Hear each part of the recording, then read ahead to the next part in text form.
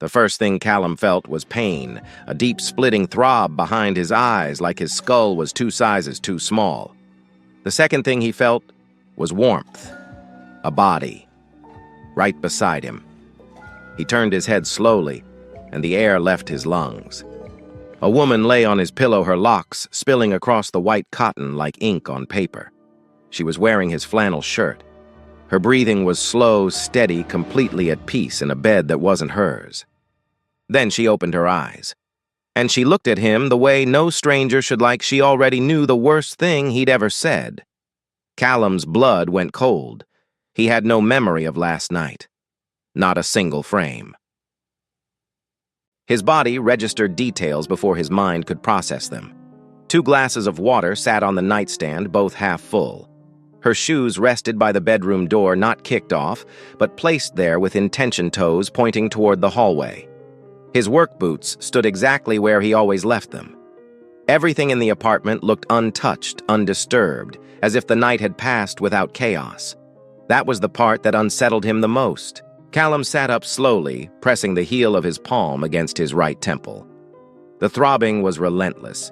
He couldn't remember the last time he'd been hungover, maybe 2 years ago at Darnell's birthday, when his best friend had poured bourbon like it was water, and Callum had let himself slip for exactly 1 night. He didn't slip. That was the rule. Callum didn't do reckless, didn't do spontaneous, didn't leave gaps in his memory for someone else to fill. Except last night, apparently, he had. The woman shifted beside him. She pulled the collar of his shirt higher against her neck and opened her eyes fully, and Callum felt the weight of her gaze before she said a single word. She was beautiful, not in a way that needed soft morning light to make its case, but in the way that sharp cheekbones and dark amber skin simply are without trying. Eyes that held something he couldn't name, not warmth exactly, but recognition. Like she was reading a page she'd already memorized. "Good morning," she said. Her voice was low, steady, entirely too calm for the situation. Callum stared at her. "Who are you?" She didn't flinch, didn't look hurt. If anything, something close to sadness flickered behind her expression, then vanished. "You don't remember," she said. Not a question. "I don't remember anything after the second drink." She sat up. His shirt hung loose on her frame, the sleeves rolled past her wrists. She looked around the room with a familiarity that made his chest tighten, not because it was possessive, but because it was gentle, like she had already decided this place was worth being careful inside. "You talked," she said. "A lot, and I listened." "That doesn't answer my question." "I know." She stood, and Callum watched her move through his apartment like someone who understood the architecture of a stranger's life. She found her jacket draped over the kitchen chair, her bag on the counter, his notebook, the small leather one he kept in the bottom drawer of his nightstand beneath old pay stubs, and a watch that no longer worked was sitting open on the kitchen table. That stopped him cold. He never left that notebook out. It held things he didn't revisit, fragments from a younger version of himself that he'd outgrown or buried. The fact that it was open on the table in the light, it meant he had brought it out himself. He had chosen to show whatever was on that page to this woman he couldn't remember, and that realization scared him more than waking up beside her. "You should drink some water," she said from the doorway. She was slipping on her shoes, moving with an efficiency that said she was used to leaving places quickly without making a scene. And then just before she opened the door, she said something that lodged itself in his ribs like a splinter. "Tell Zoe I hope she likes the new drawings." The door clicked shut behind her. Callum didn't move for a long time. He stood in the middle of his kitchen, the notebook open in front of him, the name of his 7-year-old daughter hanging in the air like smoke. He hadn't told anyone at the company about Zoe's drawings. He barely talked about her at work at all, not out of shame, but out of protection. His daughter was the one clean thing in his life, and he kept her separate from everything that could leave a mark. So how did this woman know? His phone buzzed on the counter. Darnell's name lit up the screen. Callum answered, and his friend's voice came through rough with morning gravel. "You alive?" "Depends on your definition." "I'm asking because you disappeared last night, man. 1 minute you were on the balcony, next minute gone. Didn't even say goodbye." "The balcony," Callum repeated. A flicker, a shadow of a memory. the cold railing under his palms, the noise of the party muffled behind the glass door, and someone standing beside him, a voice he couldn't quite hear. "You remember anything?" Darnell asked. "Pieces. Not enough." "Well, here's a piece you're gonna need. People saw you leave with someone, a woman, and not just any woman." Callum's grip tightened on the phone. "Who?" Darnell let out a breath. "I'll tell you when you get here. Just come in early, before Fletcher starts running his mouth." The name landed like a cold stone. Fletcher. Garrison Fletcher. Vice President of Operations. The man who had kept the company running during the leadership transition and never once let anyone forget it. Fletcher had expected the CEO position. The board had chosen someone else 3 months ago, and Fletcher had been swallowing that bitterness in public while sharpening it in private ever since. Callum showered, dressed, and dropped Zoe off at school with the same mechanical precision he applied to everything. Kiss on the forehead, lunchbox in her backpack, watch her walk through the door, drive away. On the drive to the plant, he kept turning the morning over in his mind, the 2 glasses of water, the notebook, the way she'd said Zoe's name like it was something she'd been holding gently between her palms. Nothing about it felt careless. Nothing about it felt like a mistake. And that was what troubled him the most. The evidence all pointed to a night that had been deliberate and honest, and he was the only one who couldn't remember it. His life ran on rhythm, on routine. He was a lead electrician for Hartwell Energy Group, not glamorous, not powerful, but steady, reliable. He'd built this life brick by brick after everything had fallen apart, and the mortar holding it together was discipline. No deviation, no surprises, no mornings like this one. He arrived at the plant 40 minutes early. Darnell was waiting by the parking lot, leaning against his truck with 2 coffees and the expression of a man delivering a diagnosis. "Just say it," Callum said, taking the coffee. Darnell studied him. "The woman you left with last night, that was Sable Whitmore." The name meant nothing for exactly 2 seconds. Then it hit him like a freight train. "The CEO." "The CEO," Darnell confirmed. "Took over 3 months ago. You've never met her because she runs the show from the 14th floor and you run wire in the basement. But last night was the annual mixer-only time the whole company's in the same room." Callum leaned against the truck and closed his eyes. Of all the people, of all the nights. He had walked out of a company party with the woman who signed his paychecks, and he couldn't remember a single reason why. "How bad is it?" he asked. "Depends on who's telling the story." Darnell lowered his voice. "Right now it's just whispers, but Fletcher's been making rounds this morning, asking questions he already knows the answers to. You know how he operates." Callum did. Fletcher didn't attack, he curated. He gathered fragments and arranged them into the narrative that served him best. And right now, a black electrician spending the night with the CEO who had taken Fletcher's dream job was exactly the kind of fragment Fletcher could weaponize. As if summoned, Fletcher appeared at the end of the corridor when Callum walked inside. Tall, silver-templed, carrying himself with the polished ease of a man who believed authority was something you were born into, not earned. He smiled when he saw Callum, a smile that had too many teeth in it. "Callum, good to see you this morning." Fletcher's voice was warm, almost friendly. "Fun night last night. Same as every year." "Is that right?" Fletcher adjusted his tie, a gesture so practiced it was almost a reflex.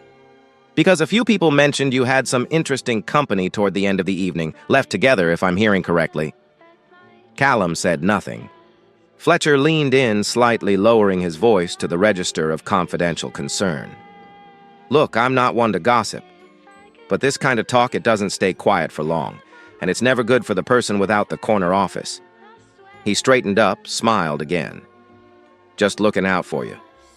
He walked away before Callum could respond, which was the point. Fletcher didn't want a conversation. He wanted Callum to know that he knew, and that knowing was enough. Darnell caught up with Callum in the break room 10 minutes later. What did he say? Nothing direct, everything implied. Darnell shook his head. That's his whole playbook. He won't come at you clean, he'll just make sure everyone hears the version he wants them to hear. Callum stared at the coffee in his hands, the notebook on the kitchen table, the name Zoe in a stranger's mouth. The 2 glasses of water, both half full, like someone had cared enough to make sure he stayed hydrated through whatever kind of night it had been. "I need to talk to her," Callum said. Darnell raised an eyebrow. "The CEO of the company you work for, the woman you may or may not have spent the night with. That's who you want to walk up to and start a conversation with. She knows what happened. I don't. That's the only equation that matters right now." Darnell looked at him for a long time, then nodded slowly. "All right. But be careful, Cal. You're playing in a room you didn't build with rules nobody told you." Callum finished his coffee and threw away the cup. He didn't know the rules. He didn't know the room. But he knew one thing, with absolute certainty, whatever had happened last night, whoever he had been in the dark when his walls came down, he needed to find out. Not because he was afraid of what he'd done, because he was afraid of what he'd said. And the only person with the answer was 14 floors above him, sitting behind a desk he would never be invited to approach. The afternoon shift dragged like something wounded. Callum ran conduit through the sub-level corridors, stripped wire-checked connections, the kind of work that usually emptied his mind. Today, it did nothing.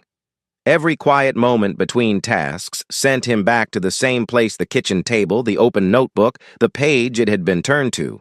He'd written it when he was 18, sitting on the floor of a studio apartment that smelled like mildew and instant noodles 2 weeks after his mother had left for good.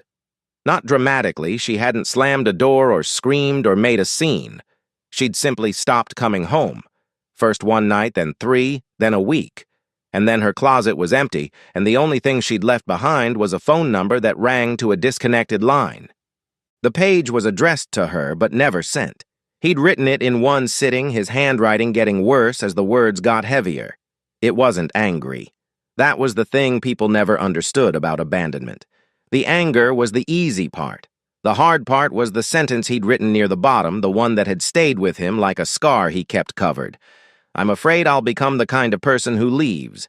And I'm afraid that no matter how hard I try, I'll never be enough for someone to stay." That was the page the notebook had been opened to this morning, which meant he'd shown it to her, to Sable Whitmore, the CEO of Hartwell Energy Group, a woman he had known for exactly one night and could not remember.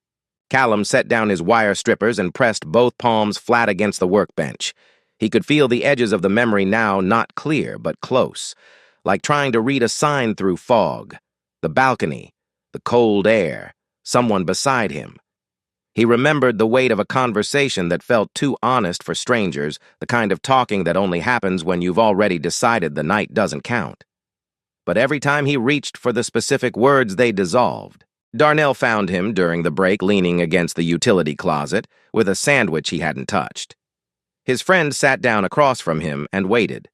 Darnell had always been good at waiting. "I keep going over it," Callum finally said. "I remember standing outside. I remember the cold. But after that, it's just shapes.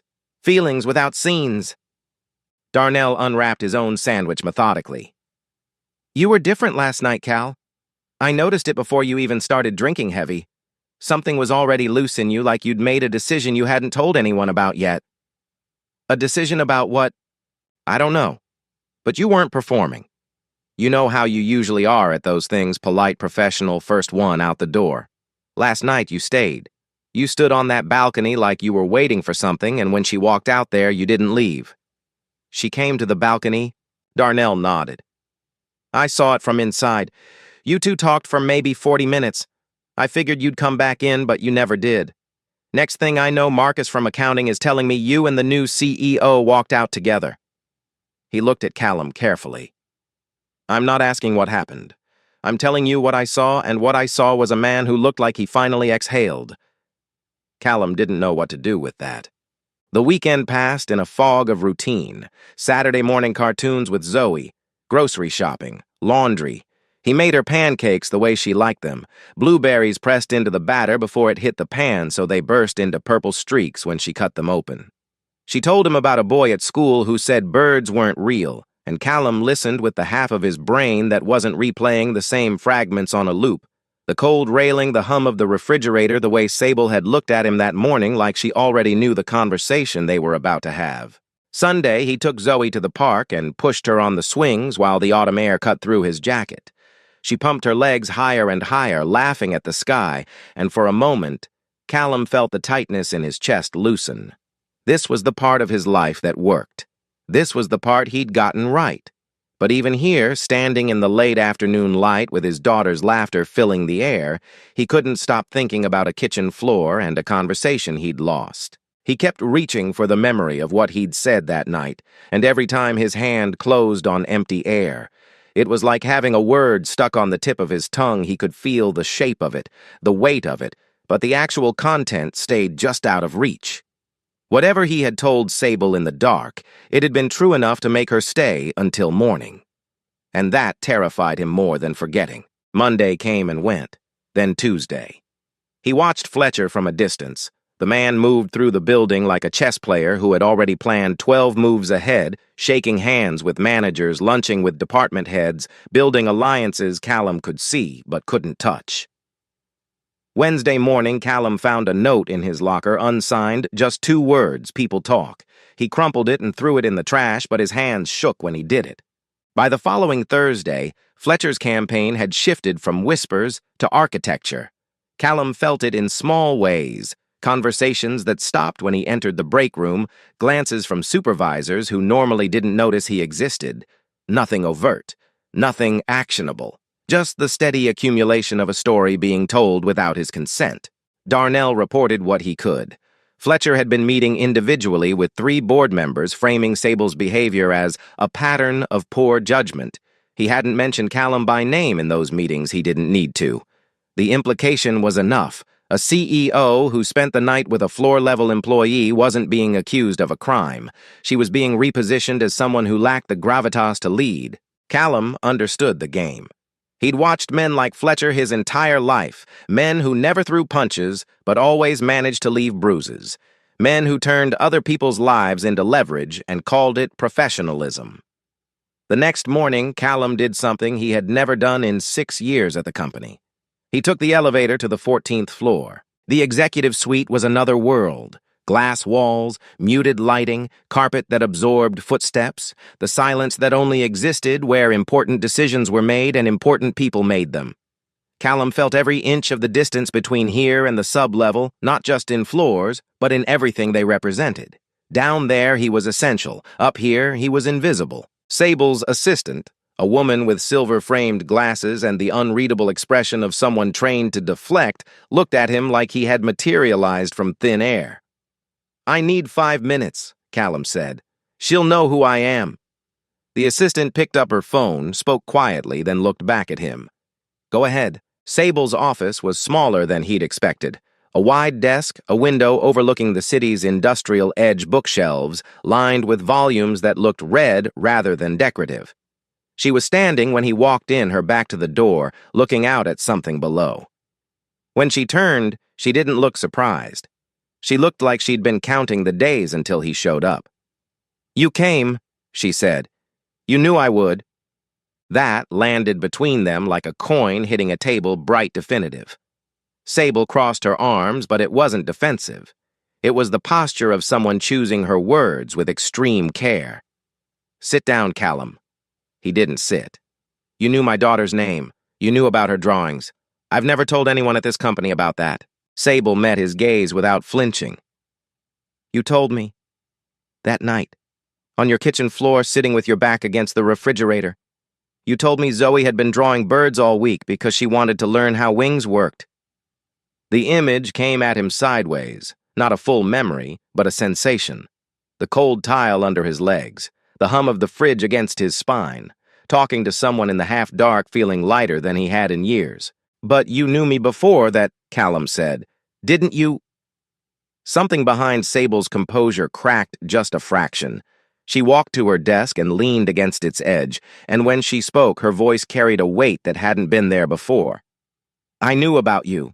Not you personally, but your name, your words. From years ago." She told him the story without embellishment. 8 years before, she had been a project director at a firm called Ridgeline Solutions. Her job had been restructuring a corporate euphemism for deciding which people to keep and which to cut. One round of layoffs had put a stack of employee appeals on her desk. Most of them formed letters citing seniority and performance metrics, most of them unmemorable. She had read dozens of them that week, each one blurring into the next. Except one. A young electrician named Callum Reed had written an appeal asking to keep his position. He hadn't listed his qualifications or quoted his supervisor's reviews. He'd written about his daughter, that she was on the way, that he'd spent his whole life watching people walk out, and that he refused to become a man who couldn't provide for the one person who hadn't arrived yet. One line in particular had stayed with Sable long after the ink faded. "She's not even born yet, and she's already the reason I show up." "I didn't save you," Sable said. Her voice was steady, but Callum could hear the effort it took to keep it there. "The cuts went through. Your name was on the list and I didn't have the authority to pull it off, but that line, it stayed with me. Not because it was poetic, because it was true. I could feel it." Callum felt the floor shift beneath him. Not literally, but in the way that happens when you realize someone has been carrying a piece of your story, without your knowledge holding it like a stone in their pocket for 8 years, not because they owed you anything, but because they couldn't put it down. "Why?" he asked. "Why would a stranger's appeal letter stay with you that long?" Sable looked at the window. The light cut across her face, and for a moment she looked younger, or maybe just less guarded. "My father was a corporate attorney. Brilliant man. Everyone said so. He chose his career over everything, over my mother, over me, over every dinner he missed, and every recital he forgot. I remember sitting in an auditorium when I was 12 playing Beethoven for the first time in front of an audience and looking out at the third row where his seat was supposed to be. Empty. He was in Denver closing a deal worth more than my entire school's annual budget. He sent flowers the next day with a card that said, 'Proud of you, sweetheart,' as if pride was something you could mail." She turned back to Callum. He used to say that ambition required sacrifice, and he said it like it was wisdom instead of what it actually was. An excuse. "So when I read your appeal, this man who was terrified of failing his unborn daughter, I thought, here's someone fighting the exact opposite battle, and he's fighting it alone." The room felt smaller, not uncomfortable, intimate in a way that Callum hadn't invited but couldn't deny. "When I took the CEO position here and saw your name on the employee roster, I recognized it immediately," Sable continued. "I didn't plan to approach you. I didn't plan for any of this. But that night at the mixer, you were standing on the balcony alone, and you looked exactly like the person who wrote that appeal, someone trying so hard to hold it together that he'd forgotten what it felt like to let go. So you walked out to the balcony." "I walked out to the balcony." Callum's jaw tightened. Not with anger, with something more complicated. The realization that the most honest night of his life had been witnessed by someone who'd been watching from a distance he never knew existed, that she had seen him before he saw himself. "Why didn't you tell me?" he asked. "That morning when I asked who you were. Why didn't you just say all of this?" Sable's hands gripped the edge of the desk, and for the first time Callum saw something vulnerable break through her composure. "Because I didn't want you to think I stayed out of pity. I didn't want you to look at me and see someone who felt sorry for you. That's not why I was there." She looked directly at him. "You talked to me like I was just a person, not a CEO, not a stranger with an agenda, just someone sitting across from you on a kitchen floor at 2 in the morning. Do you know how long it's been since anyone talked to me like that?" Callum didn't answer. He didn't need to. He could see the answer written across her face, a loneliness that matched his own, just dressed in better clothes and housed in a corner office. She opened her mouth as if there was one more thing, something final, something that would complete the picture. Then she closed it. Whatever it was, she kept it. Instead, she said, "You don't need to remember that night to know who you are, Callum." He left her office carrying more weight than when he'd arrived. Not the weight of confusion that had actually lifted. What replaced it was heavier, the weight of being known, of realizing that someone had seen the truest version of him and he couldn't even remember offering it. He rode the elevator down 14 floors and stood in the lobby for a moment, watching people pass, men and women in hard hats and steel-toed boots, heading to the lower levels, executives with leather briefcases heading up. Two worlds stacked on top of each other, sharing the same building but never the same air. He had just crossed that line and he could still feel the altitude in his chest. Back in the sub-level, Callum picked up his tools and finished the afternoon shift in silence. His co-workers gave him space they always did when he went quiet, reading it as focus rather than turmoil. But his mind was 14 floors above him, replaying every word Sable had said. 8 years. She had carried his words for 8 years. A woman he'd never met had read a letter he barely remembered writing and held on to it like it meant something not because of him specifically, but because of what he represented. The father who refused to leave. The opposite of her own father. The proof that a different kind of man existed. And now she had found him. Or maybe she had let him find her. That distinction mattered more than Callum was ready to admit. The following Monday, Fletcher made his move. It wasn't dramatic. Fletcher didn't do dramatic. He did procedural. He requested a formal session with the board of directors, citing concerns about executive conduct and potential conflicts of interest. He submitted a dossier that included time-stamped security footage from the night of the mixer showing Callum and Sable leaving the building together.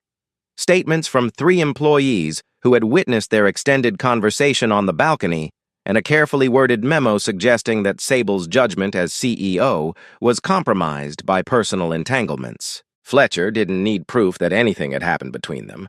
He only needed enough doubt to make the board uncomfortable, and discomfort in a boardroom was as lethal as evidence. Callum heard about it from Darnell, who heard about it from the IT department, who had been asked to pull the security footage and knew exactly why. "He's using your memory gap as part of his argument," Darnell said, his voice tight with controlled anger. "Telling the board that even you can't confirm what happened and that the ambiguity itself is the problem." Callum stood in the parking lot, the evening air cooling against his skin.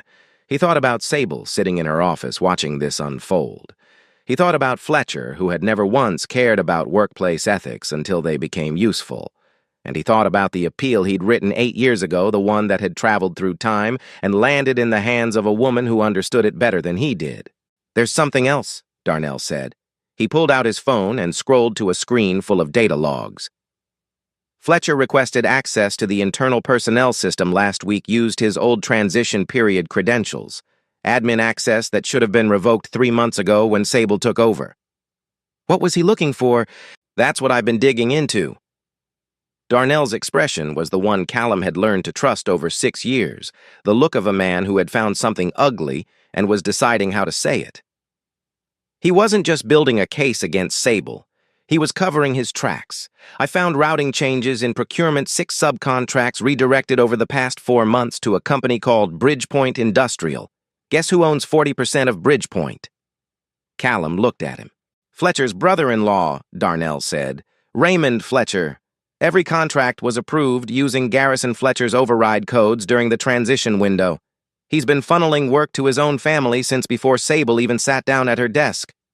The pieces rearranged themselves in Callum's mind with a clarity that the past 2 weeks had denied him.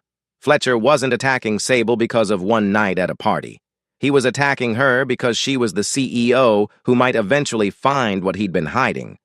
The scandal with Callum was a smokescreen loud enough to distract the board, personal enough to make Sable's position untenable before she could ever look at the books closely enough to see what Fletcher had done. Callum looked down at the data on Darnell's phone, then back up at his friend. "Can you put this together?" "Something the board can't ignore." Darnell nodded slowly. "I've already started. Log files, timestamps, contract routing records. It's all in the system. Fletcher just didn't think anyone at my level would know where to look." A grim smile crossed his face. "That's the thing about being invisible. People forget you can see them too." That night, Callum sat in Zoe's room after she fell asleep. He watched her breathe the steady, unconscious rhythm of a child who trusted that the world would still be there in the morning. Her drawings were taped to the wall above her bedbirds mostly. She'd been obsessed with wings lately, drawing them over and over, trying to get the feathers right. He'd told Sable about that. On a kitchen floor in the dark, he'd shared this small, sacred detail about his daughter with a woman he barely knew, and something about that didn't feel like a mistake. It felt like the most honest thing he'd done in years. He thought about what Darnell had said at the park that first Friday. "What I saw was a man who looked like he finally exhaled." Callum had been holding his breath for years, holding everything, his schedule, his emotions, his fears, his daughter's world, in a grip so tight that his knuckles had gone white long ago, and he'd forgotten they could unclench. One night with one stranger on a balcony, something had loosened, and he still couldn't decide whether that was the best thing that had ever happened to him or the most dangerous. He thought about the boy who had written that page at 18, terrified of becoming someone who walks away. And he thought about the man sitting on a kitchen floor, telling a stranger the thing he had never told anyone. He still couldn't remember the words, but he was beginning to understand the shape of them. He didn't have his memory. He didn't have evidence of what happened that night. He didn't have power or position or a seat at the table where his fate was being decided. But he had something Fletcher hadn't counted on: the certainty of who he was. Not because he remembered proving it, but because every day of his life had been the proof. Every morning he made breakfast for his daughter. Every shift he showed up and did the work. Every night he stayed when it would have been easier to leave. Callum picked up his phone and typed a message to Darnell. "Get everything ready. I'm going to the board meeting." Darnell's reply came in less than a minute. "You sure you know what you're walking into?" Callum looked at Zoe, sleeping, her small hand curled around the edge of her blanket, and typed back, "I'm sure. I'm not letting anyone use my name to bury the truth." He set the phone down and sat in the dark, listening to his daughter breathe. The board meeting was scheduled for 9 in the morning. Callum arrived at 8:30, wearing the only suit he owned, the one he'd bought for Zoe's preschool graduation, charcoal gray, slightly tight across the shoulders now. He'd stood in front of his bathroom mirror that morning and looked at himself for a long time. The suit didn't belong to this world, neither did he. But he was going anyway. Darnell met him in the lobby, carrying a laptop bag and the expression of a man who had not slept. "Everything's on a flash drive," Darnell said quietly as they walked toward the elevator. "Log files, contract routing records, Fletcher's override codes, Bridgepoint Industrial's ownership filings.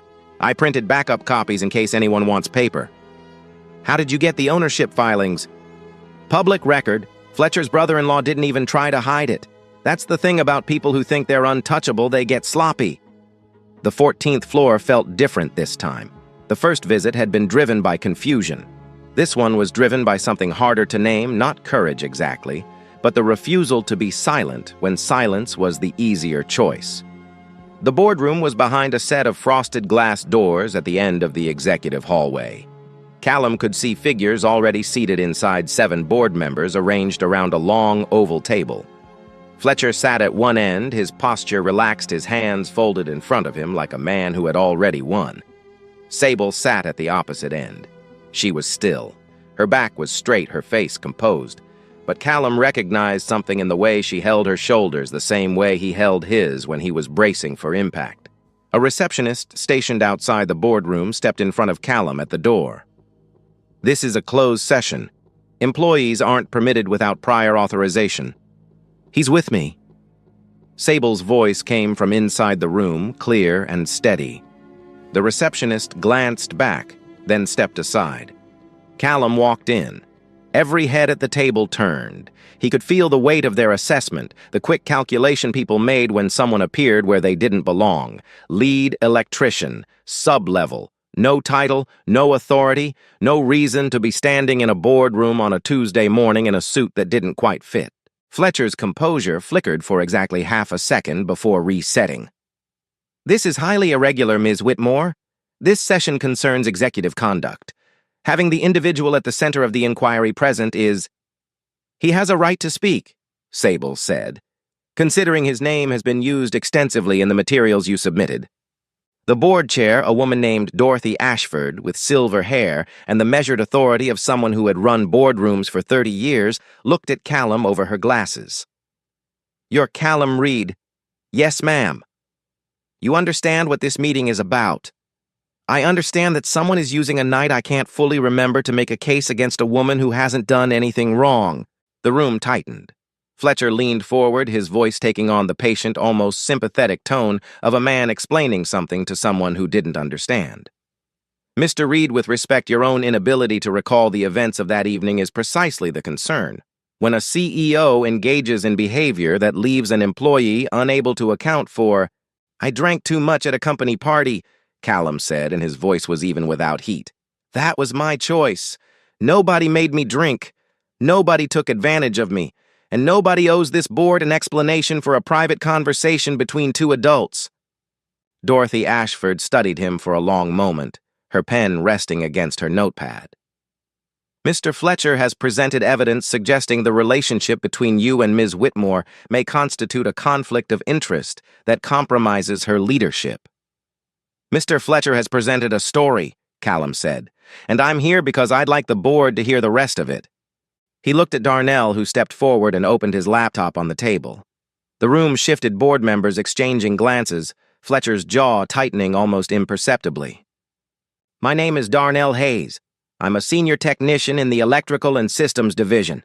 I also have administrative access to our internal network logs as part of my maintenance responsibilities.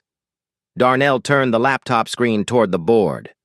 Last week, while Mr. Fletcher was preparing his case against Ms. Whitmore, he accessed the company's personnel and procurement systems using transition period credentials that were supposed to be deactivated when Ms. Whitmore assumed the CEO position 3 months ago. Fletcher's expression didn't change, but his hands unfolded and dropped to his sides. Those credentials were retained for operational continuity. They were retained because nobody revoked them, Darnell said, and you used them 6 times in the past week alone, but that's not the main issue. He clicked to a new screen, rows of contract numbers, timestamps, authorization codes highlighted in yellow. Over the past 4 months, 6 subcontracts totaling approximately $1.2 million were rerouted through the procurement system to a company called Bridgepoint Industrial. Every reroute was authorized using Mr. Fletcher's override codes. Bridgepoint Industrial is 40% owned by Raymond Fletcher, your brother-in-law. The silence that followed was not the polite corporate kind. It was the silence of a room recalculating everything it thought it knew. Fletcher stood. His face had gone rigid, the practiced warmth stripped away. This is a distraction, a transparent attempt to deflect from the real issue. From what? Callum asked. He didn't raise his voice. He didn't need to. From the fact that 2 people talked at a party? Or from the fact that while you were building a case about someone else's character, you were funneling company money to your own family? Dorothy Ashford held up a hand and the room went quiet. She looked at the laptop screen, then at the printed copies Darnell had placed on the table, then at Darnell himself. Can you verify the authenticity of these records? Every log is timestamped and server authenticated, Darnell said.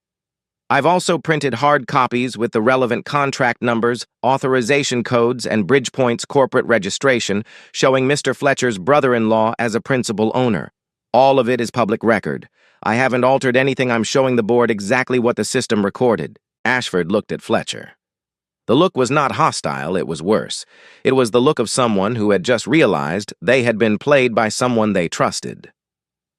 I think, Ashford said slowly, that we need to table the original matter and open a formal review of procurement practices during the transition period. She turned to Sable. Ms. Whitmore, the board will not be proceeding with the vote of no confidence. We'll schedule a separate session to address Mr. Hayes's findings. Fletcher did not sit down again. He gathered his folder, straightened his tie, that same practiced gesture, the one that used to project control, and now just looked like a reflex with nowhere to go, and walked out of the boardroom without looking at anyone. The door closed behind him with the soft click of a career ending. Callum stood in the boardroom as the members filed out, exchanging low conversations that carried the energy of a room rewriting its own narrative. Darnell packed up his laptop and gave Callum a look that said everything without a word. We did it, and now I need to sleep for about 14 hours. He clapped Callum on the shoulder, squeezed once, and left. Sable remained seated at the end of the table. The room emptied until it was just the 2 of them and the wide window behind her morning light cutting across the table in long white bars. She looked at him, not with gratitude, something more private than that. Something that existed in the space between 2 people who had seen each other without armor and were still deciding what that meant. You didn't have to do that, she said. Yeah, I did. You could have stayed out of it. Kept your head down. Nobody would have blamed you. Callum shook his head. I would have blamed me. And that's the only opinion I can't outrun. Sable looked away toward the window, and Callum could see her composure thin just enough to let the real thing underneath show through. Not fragility, exhaustion. The kind that accumulates when you hold everything together for so long that you forget what it feels like to set it down. "Thank you," she said. And the way she said it made clear it was not just for today. It was for the kitchen floor. For the conversation he couldn't remember. For being the person she had believed him to be before she ever met him. Callum nodded and left the boardroom. He rode the elevator down 14 floors, walked through the lobby, and stepped out into a morning that felt different from every other morning he'd walked through those doors. The air tasted the same. The parking lot looked the same. But something behind his ribs had shifted the weight he'd been carrying since that first morning. The weight of not knowing had been replaced by something lighter. Not certainty. Not closure. Just the quiet knowledge that he had stood in a room full of people with more power than he would ever have, and he had told the truth. That was enough. That had to be enough. He drove to work. Clocked in. Spent the rest of the day running cable through the East Wing expansion. His hands steady his mind, finally quiet enough to let the work fill the silence. Darnell found him at lunch, and they sat together in the break room eating sandwiches without talking much. Some things didn't need words. They'd walked into a boardroom together, an electrician and a technician, two men from the lowest floor in the building, and they'd changed the direction of the entire company. That fact sat between them like something warm they were both still getting used to holding. That evening after dinner, after Zoe's bath, after the bedtime story about a bird who learned that flying wasn't about being brave, but about trusting the air, Callum sat alone on his apartment balcony. The same balcony he stood on every night, looking out at the same grid of streetlights and rooftops he'd memorized over the years. And the memory came back. Not all of it. Not the full timeline of that Thursday night, not every word or every silence. But one moment crystalline, specific, undeniable. He was sitting on his kitchen floor. His back against the refrigerator, the hum of the motor vibrating through his spine. The apartment was dark, except for the light above the stove. Sable sat across from him, her legs crossed her shoes already off his flannel shirt draped over her shoulders because she'd been cold and he'd offered it without thinking. They had been talking for hours by then, conversation that didn't follow a path, but wandered through rooms he'd forgotten he had. He'd brought out the notebook at some point, opened it to the page he hadn't read in years, showed her the words his 18-year-old self had written to a mother who would never read them. And she had read them slowly, carefully, the way you handle something that belongs to someone else and matters more than you can measure. And then he had said it. The thing he'd never said to anyone, not to Darnell, not to the women he'd dated, not even to himself in the honest hours before sleep. "I'm scared that one day Zoe's going to look back and see that I wasn't enough." He remembered the way the words had felt leaving his mouth, like pulling a splinter from somewhere deep. And he remembered Sable looking at him across the dim kitchen, her expression stripped of everything professional, everything guarded, everything that kept people at arm's length. She had said, "I think the fact that you're scared of that is exactly why it won't happen. Not comfort, not reassurance, just a truth offered simply from someone who understood what it cost to say it." And she had stayed. Not because she felt sorry for him. Not because she was his boss or because she felt obligated. She had stayed because she recognized the man sitting across from her, the same man who had written an appeal 8 years ago that she had never been able to forget, and she had decided quietly, without announcement, that she would not be another person who walked away. Callum sat on his balcony, letting the memory settle into his chest like something returning to its rightful place. He picked up his phone and typed a message. "I remember." Not all of it, but enough. Sable's reply came 3 minutes later. 3 words. That's enough. He read it twice, set the phone down, looked out at the city, the same grid, the same lights, the same rooftops. But something in the architecture of his life had shifted the way a building looks different when you finally see it from the inside. The skyline hadn't changed. The streetlights still burned their orange halos into the dark. The neighbor's dog still barked at nothing every 20 minutes. Everything was the same, but he wasn't. And that was the thing about being seen. It didn't change the world around you. It changed the way you stood inside it. He didn't know what came next. He didn't know if what existed between them was the beginning of something or just the echo of one unguarded night. But he knew this: he had been seen. Fully without warning, without preparation, on a night he couldn't even remember, and the woman who had seen him had chosen to stay. For a man who had spent his entire life afraid that he wasn't enough for anyone to stay, that was not a small thing. That was everything. And you know what? That's the thing. Nobody tells you about vulnerability. We spend our whole lives building walls, telling ourselves that control is the same thing as strength, that keeping people at a distance is the same thing as keeping them safe. Callum did it. Sable did it. Maybe you're doing it right now. But the truth is, sometimes the most powerful thing you can do is let someone see the version of you that you've been hiding, even if it terrifies you, even if you don't remember doing it, because the right person won't use it against you. The right person will stay. So, let me ask you something real. Have you ever had a moment like that where someone saw who you really are, not the version you perform every day, but the real one, and instead of running, they stayed? Or maybe you're still waiting for that moment. Maybe you're still building walls because someone taught you that's the only way to survive.